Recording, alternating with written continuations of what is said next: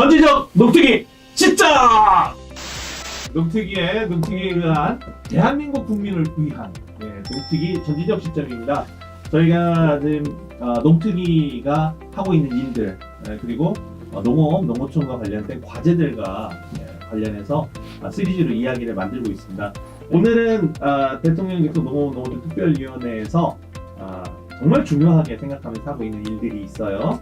바로 기후위기 대응을 위해서 에너지 전환이 필요하다, 이런 이야기들을 하고 있는데, 에너지 전환 참 말이 좀 어렵지 않습니까? 그래서 농어촌의 에너지를 어떻게 바꾸자는 것인지, 그리고 그런 것이 왜 필요하고 우리의 삶은 어떻게 바뀔 것인지에 대한 이야기를 나눠보는 시간을 가지려고 합니다. 굉장히 귀한 분들 모셨습니다. 기후위기 대응을 위한 농어촌 에너지 전환 포럼의 이유진 위원장님, 안녕하십니까? 반갑습니다, 여러분. 그리고 여기는 기본이 됐다. 잠시 치기 시작하니까.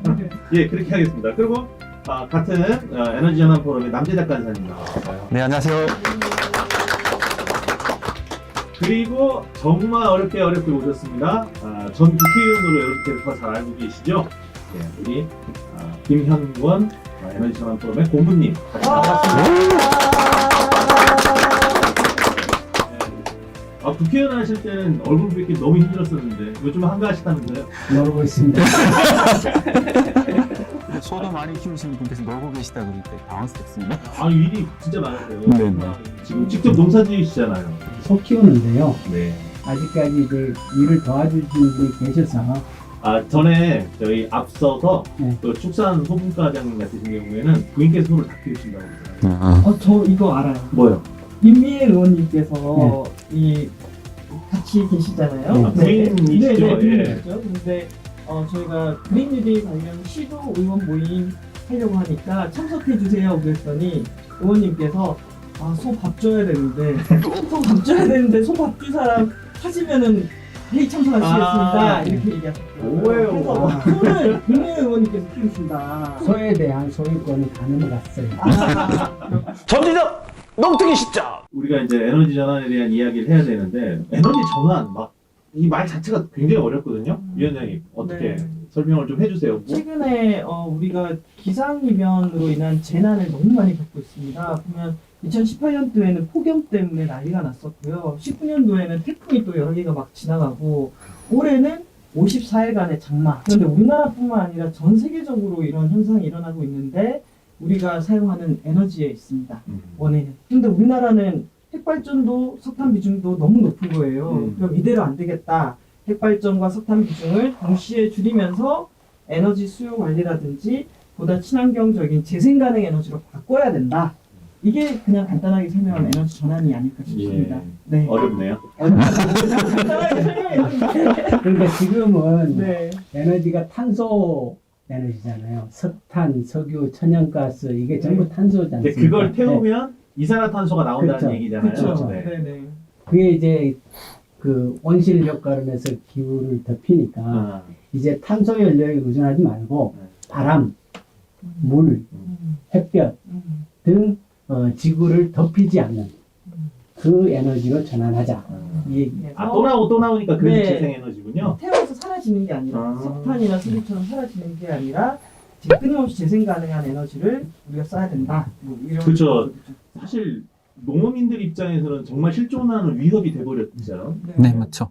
올해 정말 2020년을 돌아보면 정말 최악의 한 해였다라고 다들 평가하시는 것 같아요. 흉년 된 게 진짜 오랜만 아닙니까?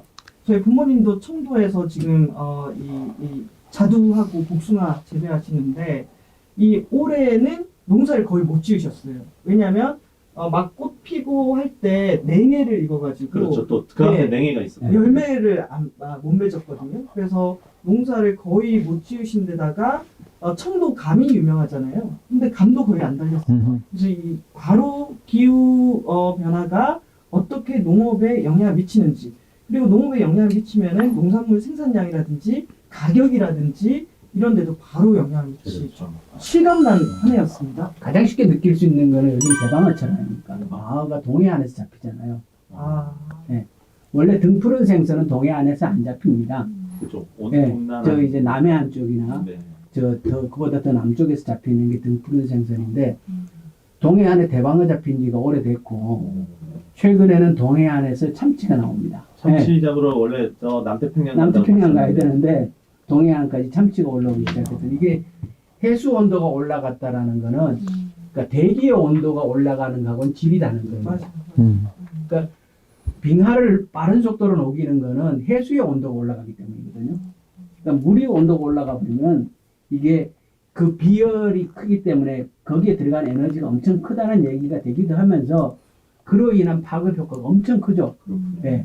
그래서 이 위기는 이 완전히 턱 밑에까지 와 있는 상태다라고 봐야 됩니다.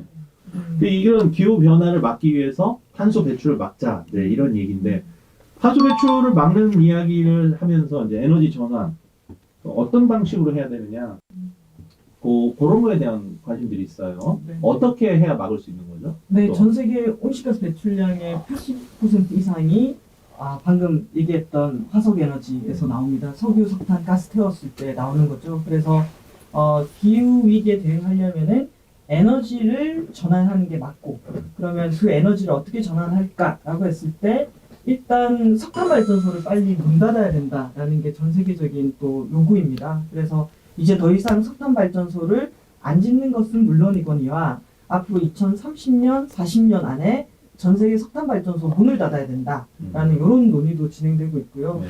그리고 내연기관 차량, 우리 에너지 많이 쓰는 게 또 수송 분야잖아요. 그렇죠. 그래서 최근에 전기차 흐름이 상당히 빠르게 진행되고 있는 거 보실 텐데 석유를 기반으로 달리는 내연기관 차량의 종식 시점을 정해야 된다. 또 아리백이라고 있습니다. 기업들이 기업 생산과 그리고 운영 활동을 할 때 필요한 에너지를 100% 재생 가능 에너지로 쓰겠다라고 선언하는 이런 흐름인데요. 지금 전 세계 웬만한 우리가 아는 기업들 아리백을 선언을 하고 있습니다. 260개 이상. 260개 이상. 우리 김영건 의원님께서도 최근에 아리백 그리고 바이오 에너지의 역할 이걸로 강의도 하시고 상당히 하실 말씀 얘기에 대해서 나누시고 그렇죠. 진행을 하지 마시고. 이런 기후 위기로 인해서 농어민들이 그동안은 피해자 이런 입장이었어요. 항상 풍수해로 의해서 고통받고 어렵고, 그런데 우리는 탄소 배출되는 걸 녹색 식물을 심어서 그걸 흡수한다, 기여한다, 이렇게 얘기들을 했었는데 또 그것만은 아니다는 얘기까지 하셨거든요. 그것만 아니다. 왜 그렇죠? 농업이라는 게 항상 어떤 기후를 오히려 이제 그 온실가스를 그 감축시키는 산업이고 또 기후의 어떤 피해자 같은 인식이 많이 있었죠. 그런 인식이 있다 보니까 사실 농업 분야에서는 어떻게 안정적으로 생산할 건가에 대해서 관심이 있었고 지금까지 이 문제에 관심이 많이 없었다는 게 맞는 얘기거든요. 그런데 왜 이걸 관심을 가져야 되냐 그러면은 이 국가 에너지 위기가 에너지를 어떻게 줄이게 되면은 결국은 이제 에너지 가격이 올라가게 되고 여러 가지 영향을 이게 다른 현상들이 일어납니다. 근데 그게 농민들인데도 당연히 영향을 미치는 거죠. 농사용 전기요금이 따로 있는데 이게 매년 농사용 전기요금을 해서 한 3천억 정도가 매년 농가인데 간접적으로 보조되는 걸, 직접 보조되는 걸 나오는데, 그러면 이 전기요금이 만약에 올라가면은 농업의 경쟁에 어떤 영향을 미칠 거냐. 그 다음에 또 하나의 중요한 거는 다른 산업 분야들은 다들 노력하고 있는데 그러면은 이 농업이라는 게 사실 국민과의 그 교감이라는 상당히 중요한 산업이지 않습니까? 국민들로부터 지지를 받아야만이 그다음 우리 농산물에 대해서 국민들이 더 많은 관심을 가져주고 활용해 줄 텐데, 그러면 그때 이제 사람들은 물을 거라는 거죠. 농업은 그러면 이 기후 변화에 대해서 어떤 일을 했습니까? 그러면 우리도 최선을 다했다는 걸 뭔가를 보여줄 필요가 있지 않을까. 네, 그런 생각하고 있습니다. 여기에 조금만 더 부연 설명을 하면 전 세계적으로 기후 위기가 심화되면서 화석 에너지에 대한 보조금을 없애는 추세입니다. 그래서 G7 국가들 같은 경우에는 2025년까지 일괄적으로 어떤 방식으로든 지불하고 있던 화석 에너지에 대한 보조금을 없애기로 했어요. 그러면 지금 2021년도면은 파리 협정이 본격적으로 발효되면서 각국의 온실가스 감축이 되게 되지 않습니까? 네.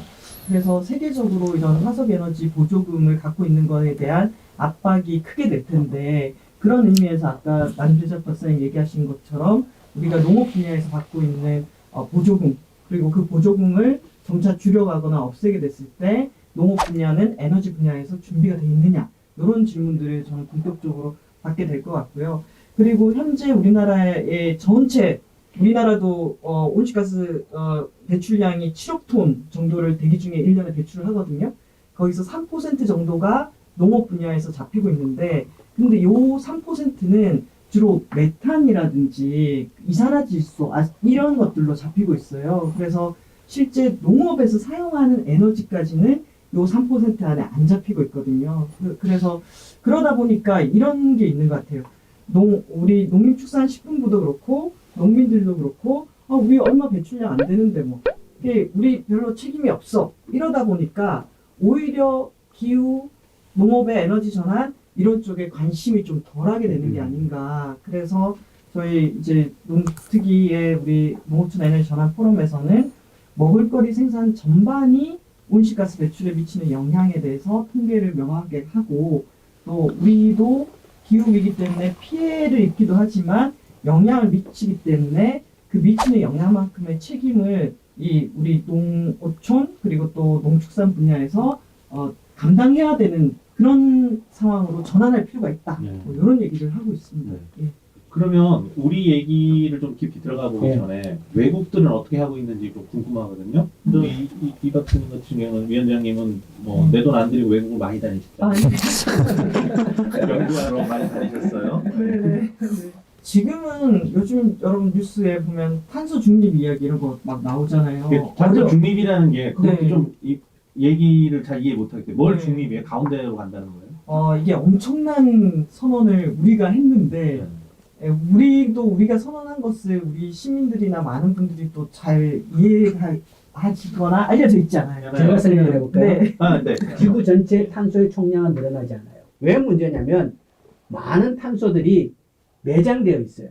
땅속에. 땅속에. 땅속에 매장되어 있는데 인류가 이것을 에너지화 하다가 보니까 꺼내서 써서 대기에 배출해 놓은 거예요. 그러면 이 배출하는 에너지 탄소의 양이 늘어나다 보니까 온실 효과의 원인이 되었고, 그로 인해서 지구가 덮여지는 과정을 거친 거거든요. 탄소 중립이란 뭐냐면 우리가 탄소 에너지를 안 쓰더라도 줄이고 에너지 전환을 하더라도 어쩔 수 없이 탄소를 써야 하는 게 있어요. 그러면 플러스 되는 탄소의 양만큼 기존에 노출되어 있는 탄소를 비활성화시키게 되는 거예요. 어렵습니다. 예. 어렵습니다. 그래서 다시 플러스하고 마이너스를 의원님께서 너무 학술적으로 말씀하셨는데 이거 서로 공격하는 분위기 많이 좋아요. 간단하게 얘기하면 2050년까지 대기 중에 탄소가 추가로 배출되지 않도록 하는 상태입니다. 추가로. 네. 순증 제로. 이 얘기는 2050년에는 화석 에너지 거의 안 쓰는 겁니다. 더 이상 2050년대부터는 추가적인 온실가스의 대기 중에 추가 상태가 없는 걸 탄소 중립이라고 합니다. 더 이상 뜨거워지지 않게 만들기 위해서 최소한으로 네. 줄인다는 네, 제로. 그래서 제로. 그래서 순증 제로.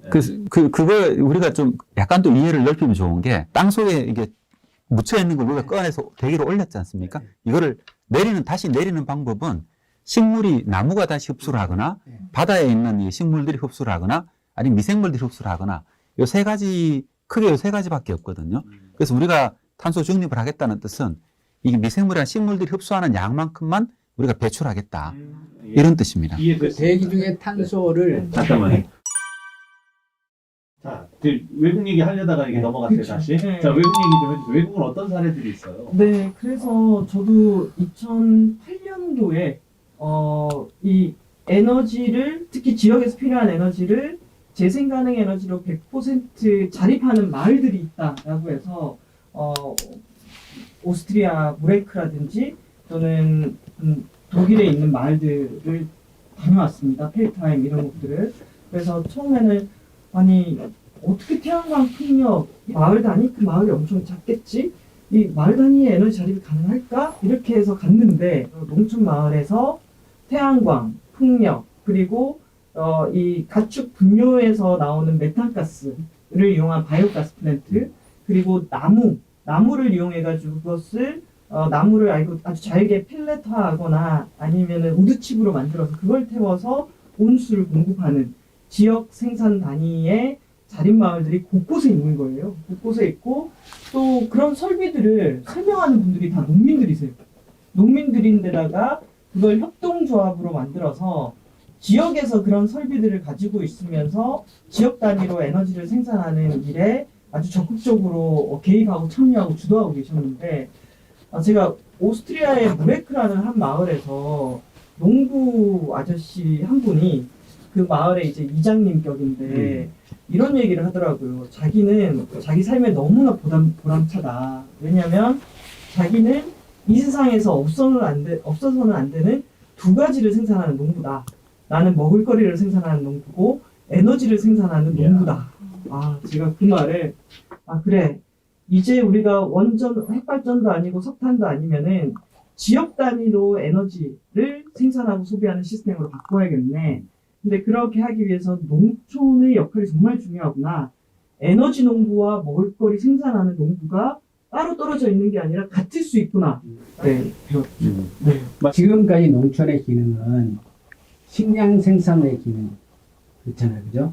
저는 앞으로 농업사회는 농업농촌은 식량 생산과 에너지 생산과 여기 하나 더 보태서 국민 휴식 여가 공간으로서의 기능. 이제 삶의 질이 굉장히 중요하기 때문에 사람들은 사색하고 쉬어야 되거든요. 힐링해야 되는 거야. 그 공간으로서의 농촌 사회의 기능 이것이 매우 중요하다고 보거든요. 그러면 이때까지 농촌이 식량이란 하나의 측면으로 조명되었다면 앞으로는 식량과 재생에너지와 휴식 공간으로의 기능 세 가지가 농촌 사회의 기능이 된다면 그러니까 농촌 사회의 미래 가치가 지금하고는 완전히 달라지는 그런 시대가 와야 된다. 그리고 올 거라고 봐요. 네. 네, 여러분들께서는 지금 농특위에 의한 국민을 위한 전지적 농특위 시점 시청하고 계십니다. 아예 네. 수출 못하게 될 수도 있다는 거네요. 그래, 매우 심각한 문제고 은가에도 품질이 있구나. 그러니까 황금 은가? 분뇨를 가지고 에너지